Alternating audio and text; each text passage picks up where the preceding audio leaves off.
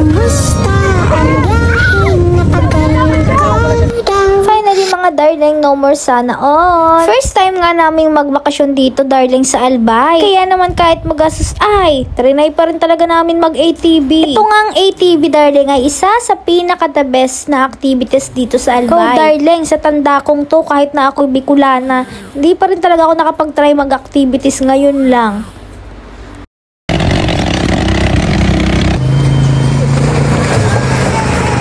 Itong mga activities nga pala mga darling ay makikita nyo dito sa Kamalig Albay. Don't worry mga darling, marami namang mag-a-assist dyan at sure ako na may lalapit sa inyo. Pero syempre kailangan maging mautak din kayo mga darling kasi minsan meron talagang mas makakamura tayo.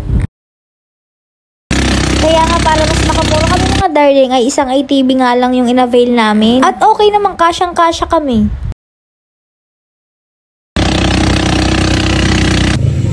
Almost 45 minutes din darling kung nakapunta kami dito. Siguro nga dahil rough road yung daan. Pero grabe darling, sobrang solid talaga pag nakita nyo yung mayon. Kahit nga medyo matagal at nakakapagod, ay grabe solid naman talaga.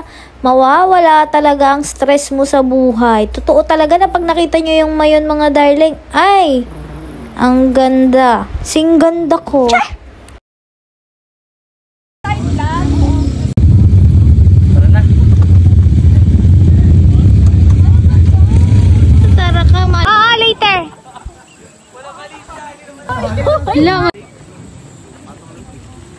Grabe darling, sobrang ganda dito.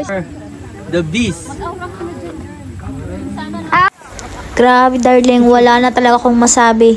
Mapapasabi ka na lang, grabe Lord, ang galing mo talaga. Imagine nakapag-create siya ng ganito kagandang bulkan. Super ganda. The beautiful disaster. Ika nga.